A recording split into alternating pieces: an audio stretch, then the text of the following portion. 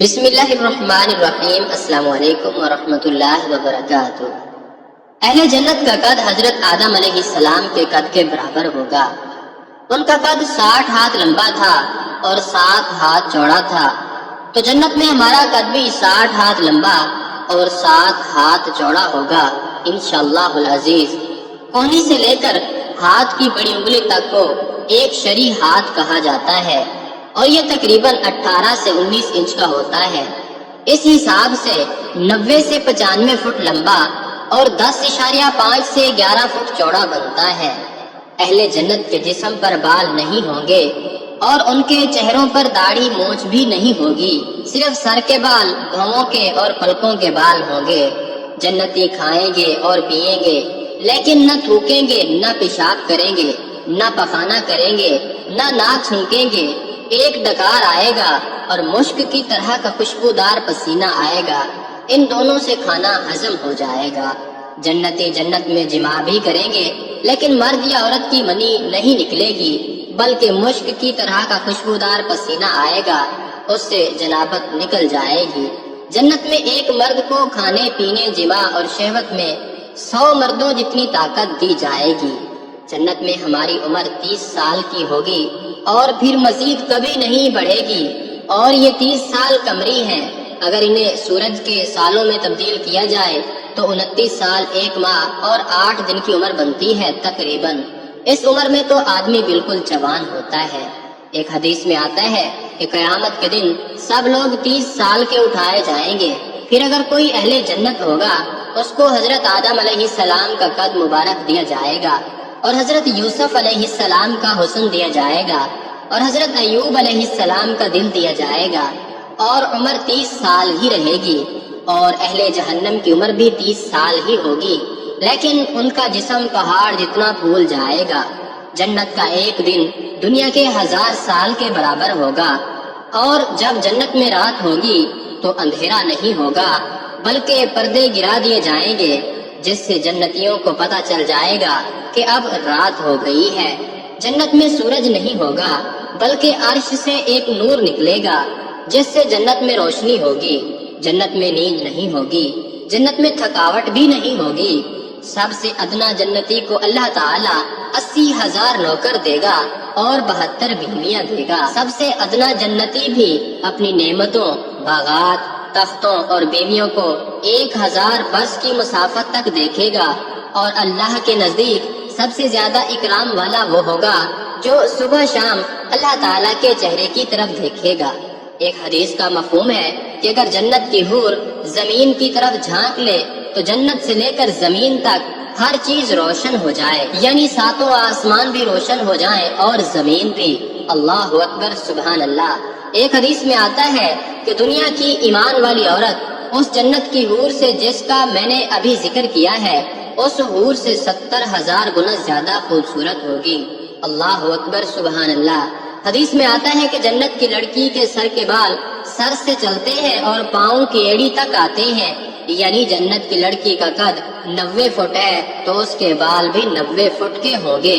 جنت کی حور جب اپنے شوہر کی طرف ایک قدم رکھتی ہے تو اس کا ایک قدم میں 1,00,000 نخرہ اپنے شوہر کو دکھاتی ہے۔ اہل جنت گورے سفید رنگ والے ہوں گے، گھنگریالے بالوں والے ہوں گے اور سرمگی آنکھوں والے ہوں گے۔ ناظرین گرامی، ہندوستان کے بادشاہوں میں سے ایک بادشاہ نصیر الدین بھی گزرا ہے۔ وہ بہت ہی نیک اور سادہ دل انسان تھا، سرکاری خزانوں سے اپنے لیے ایک پیسہ بھی نہ لیتا تھا۔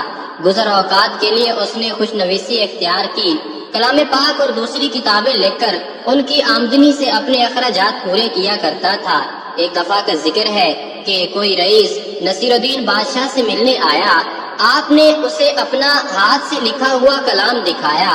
رئیس اسے دیکھ کر خوش ہوا، پھر غور سے ملاحظہ کر کے بولا، اس میں کچھ غلطیاں ہیں، ان کو درست فرما لیجئے۔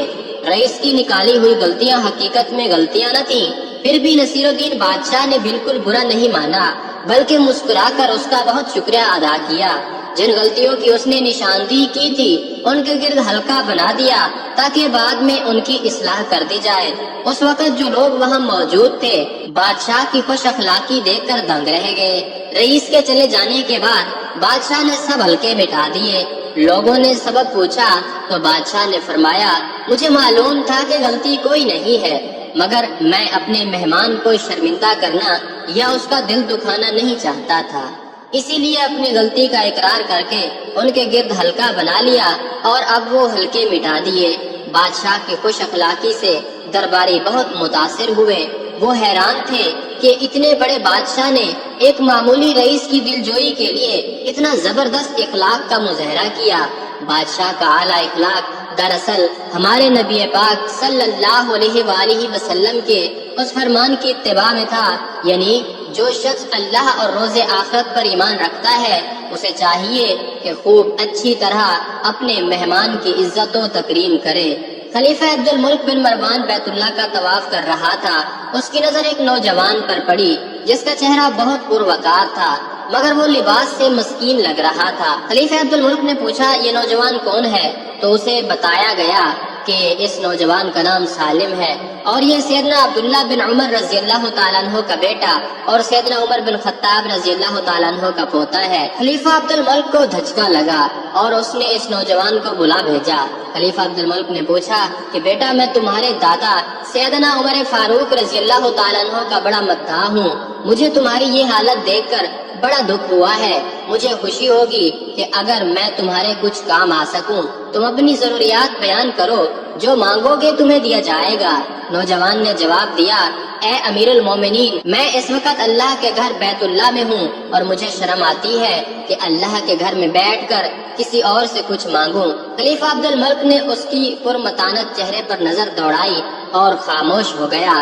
خلیفہ نے اپنے غلام سے کہا کہ یہ نوجوان جیسے ہی عبادت سے فارغ ہو کر بیت اللہ سے باہر آئے اسے میرے پاس لے کر آنا۔ سالم بن عبداللہ رضی اللہ تعالیٰ عنہ بن عمر رضی اللہ تعالیٰ عنہ جیسے ہی فارغ ہو کر حرم کعبہ سے باہر نکلے تو غلام نے ان سے کہا کہ امیر المومنین نے آپ کو یاد کیا ہے۔ سالم بن عبداللہ رضی اللہ تعالیٰ عنہ خلیفہ کے پاس پہنچے۔ خلیفہ نے کہا نوجوان اب تو تم بیت اللہ میں نہیں ہو، اب اپنی حاجت بیان کرو، میرا دل چاہتا ہے کہ میں تمہاری کچھ مدد کروں۔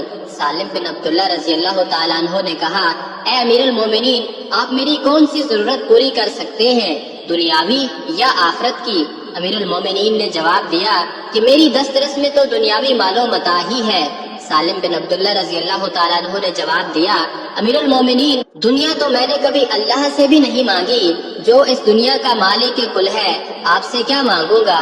میری ضرورت اور پریشانی تو صرف آخرت کے حوالے سے ہے، اگر اس سلسلے میں آپ میری کچھ مدد کر سکتے ہیں تو میں بیان کرتا ہوں۔ خلیفہ حیران ہو کر رہ گیا اور کہنے لگا کہ نوجوان یہ تو نہیں تیرا خون بول رہا ہے۔ خلیفے کو حیران چھوڑ کر سالم بن عبداللہ رضی اللہ تعالیٰ عنہ وہاں سے نکلے اور حرم سے ملحقہ گلی میں داخل ہوئے اور نظروں سے اوجھل ہو گئے۔